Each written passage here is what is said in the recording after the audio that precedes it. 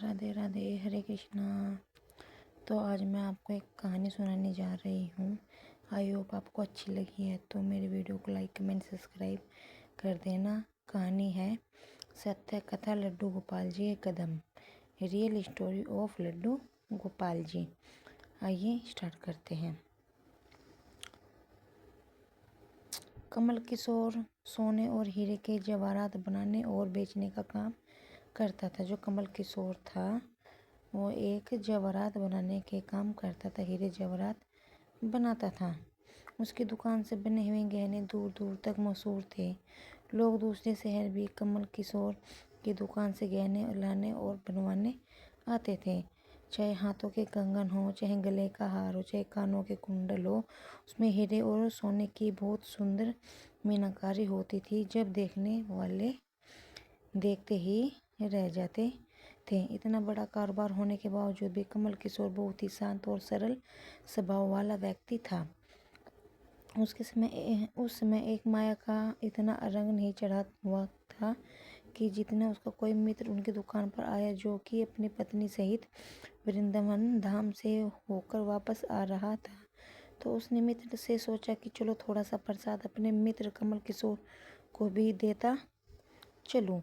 उसकी दुकान पर जब वह पहुंचा तो तब कमल किशोर का एक कारीगर एक सोने और हीरे जड़ित बहुत सुंदर हार बनाकर कमल किशोर को देने के लिए आया था।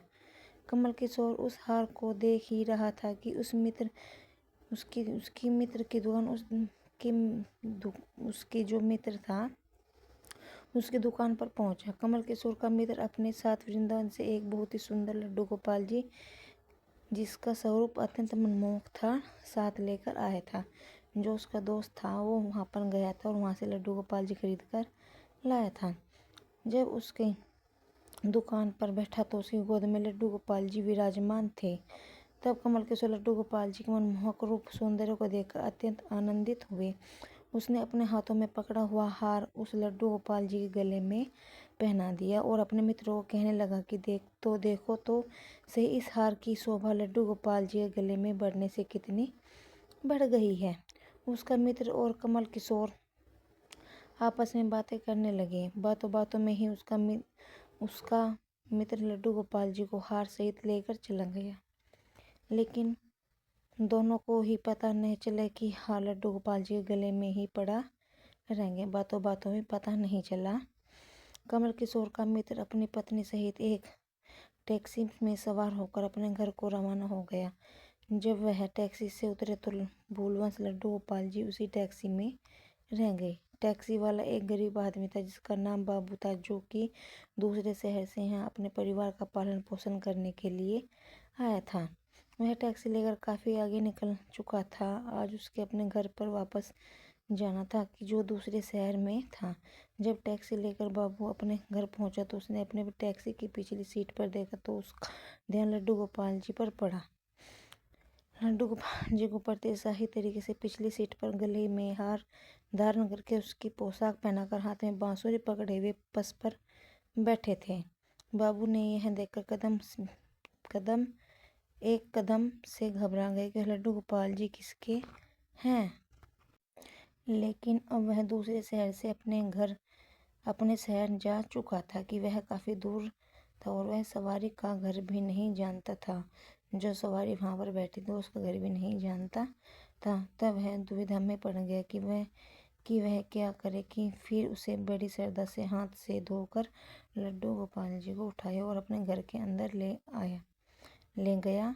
जैसे ही उसने अपने घर के अंदर प्रवेश किया उसकी पत्नी ने उसके हाथ जोड़ उसके हाथ में पकड़े हुए लड्डू गोपाल जी को देखा। तो इतनी सुंदर स्वरूप वाले लड्डू गोपाल जी को देखकर उनकी पत्नी ने झट से लड्डू गोपाल जी को अपने पति के हाथों से ले लिया और उसकी पत्नी, जिसकी 8 साल हो गए थे शादी हो चुके थे, उसके अभी कोई संतान नहीं थी, जिसकी शादी हुई थी, जो टैक्सी ड्राइवर था, वो टैक्सी चलाता था, लेकिन उसकी शादी को 8 साल हो गए थे। उसको कोई संतान पैदा नहीं हुई थी। उसको भी तक कोई संतान नहीं थी। लेकिन लड्डू गोपाल जी को हाथ में लेते ही उनका वात्सल्य भाव जाग उठा। जैसे उन्होंने लड्डू गोपाल जी को ले उन्हें जाग उठी कि हम हमें एक संतान होनी चाहिए। वो भाई उन्होंने स्पर्श किया, लड्डू गोपाल जी को अपनी गोद में उठाया और एक बच्चे की भांति उन्हें एहसास हुआ। गोद में उन्हें लड्डू गोपाल जी को उठाते हुए ऐसा लगा जन्म हमने बच्चे को अपने गोद में उठाया है और उसके स्तनों से अपने आप दूध निकलने लगा। अपनी ऐसी दशा देखकर बाबू की पत्नी मालती बहुत हैरान हुई। उसे कसकर पकड़ लड्डू गोपाल जी को अपने सीने से लगा लिया और आंखों में आंसू बहाती हुई बोलने लगी, और बाबू, तुम ही नहीं जानते कि आज तुम मेरे लिए कितना अमूल्य रत्न लेकर आए हो। बाबू कुछ समझ नहीं पा रहा था कि मेरी पत्नी को अचानक से क्या हो गया, लेकिन उसकी पत्नी तो जैसे बावरी सी हो गई थी। वह लड्डू गोपाल जी को जल्दी जल्दी अंदर ले गई और उसके साथ बातें करने लगी। और लल्ला, इतनी दूर से आई हो तो भूख लगी होगी, तो जल्दी जल्दी लड्डू गोपाल जी के लिए मधु और घी से बनी हुई चूर बनाकर लड्डू गोपाल जी को गर्म करके लड्डू गोपाल जी को भोग लगाया। उधर कमल किशोर ने अपनी जेब से दुकान पर हार को न देखा तो उसे को याद आया कि वह ठाकुर जी के गले में ही रह गया था। तब उसने अपने मित्र का संदेशा भेजा तो मित्र ने सबसे आगे रह गया, गले में ही रह गया। तो उसने अपने मित्र को संदेशा भेजा तो मित्र ने आगे से जवाब दिया, अरे वह माखन चोर चित चोर हार सहित खुद ही चोरी हो गया। मैं तो खुद इतना परेशान हूँ। कमल किशोर अब थोड़ा सा परेशान हो गए। इतना कीमती हार न जाने कहाँ चला गया। मुझे तो लाखों का नुकसान हो गया है, लेकिन फिर भी अपने सरल स्वभाव के कारण उसने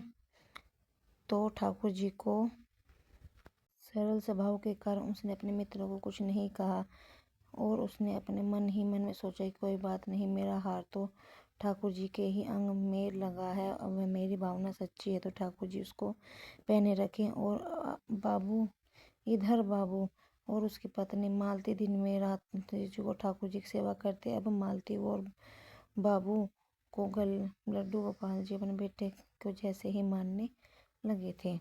लड्डू गोपाल जी की कृपा से अब मालती घर के एक एक ही सुंदर बेटी ने जन्म लिया। इस बातों का यह श्रेय वह लड्डू गोपाल जी को देते हुए कि हमारा बेटा है और अब हमारी बेटी हुई है, अब हमारा परिवार पूरा हो गया है। मालती लड्डू गोपाल जी को इतना स्नेह करती थी कि रात को उठ उठ कर देखती जाती कि लड्डू गोपाल जी को कहीं कोई कष्ट तो नहीं है। ऐसे ही एक दिन कमल किशोर व्यापार के सिलसिले में दूसरे शहर जाना पड़ा जहाँ पर बाबू रहता था, लेकिन दुर्भाग्यवश जब वह उस शहर में पहुंचा तो अचानक से इतनी बारिश शुरू हो गई। कमल किशोर को जहाँ पहुंचना था वहाँ पहुंच न सका और तब वह बाबू अपनी टैक्सी लेकर आ गया और उसने अपने परेशान कमल किशोर को पूछा, बाबूजी, आप यहाँ क्यों खड़े हो? बारिश तो रुकने वाली नहीं है और सारे शहर में पानी भरा हुआ है। आप अपनी मंजिल तक न पहुँच पाओ और न ही कहीं रुक पाओगे। मेरा घर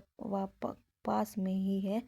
अगर आप चाहो तो मेरे घर पर आ सकते हैं। कमल किशोर जी जिसके पास सोने व चांदी के बहुत सारे गहने थे, वह अनजान टैक्सी वाले के साथ जाने के लिए थोड़ा सा घबरा रहा था, लेकिन उसके पास कोई और चारा भी नहीं था। वह बाबू के घर उसके साथ टैक्सी में बैठकर चला गया।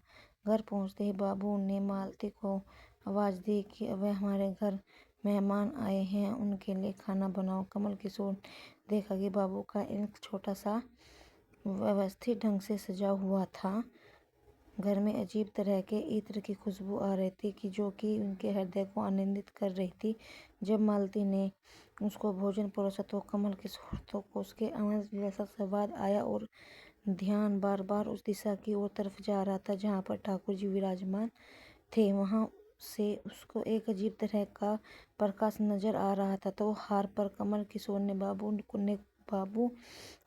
बाबू को पूछा कि अगर आपको कोई ऐतराज न हो तो क्या आप बता सकते हैं कि उस दिशा में क्या रखा है? मेरा ध्यान उसकी तरफ आकर्षित हो रहा है।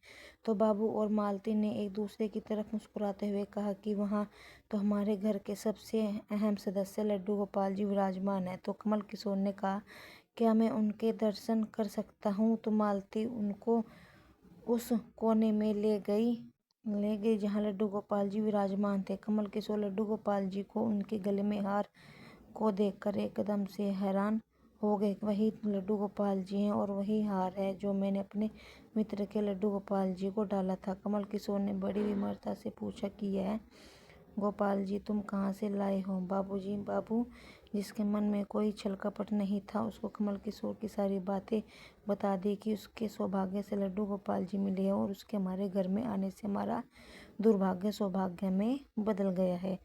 तो तब कमल किशोर ने कहा कि क्या तुम जानते हो कि जो हार ठाकुर जी के गले में पड़ा है उसकी कीमत क्या है? तो बाबू और मालती ने बड़ी विनम्रता से हाथ जोड़कर कहा कि जो चीज़ हमारे लड्डू गोपाल जी के अंग पर लग गई है उसकी कोई मूल्य ही नहीं है, उसका कोई मूल भाव ही नहीं है। हमारे लल्ला हमारे सामने किसी चीज़ की हार का कोई मोल नहीं है। तब कमल किशोर एकदम से चुप हो गए और उसने अपने मन में सोचा कि चलो अच्छा है, मेरा हार ठाकुर जी के अपने अंग से लगाया हुआ है। और अगले दिन जब वह चलने को तैयार हुआ, बाबू और उसकी टैक्सी में उसके मंजिल तक पहुंचाने गया। तब कमल किशोर टैक्सी से उतरा और जाने लगा। तब बाबू ने उसको आवाज़ लगाई कि जरा रुको, यह कोई सामान हमारी टैक्सी में रह गया है। कमल किशोर ने कहा कि तुम्हें कुछ नहीं रखा है, लेकिन बाबू ने कहा कि वह बैग तो आपका ही है।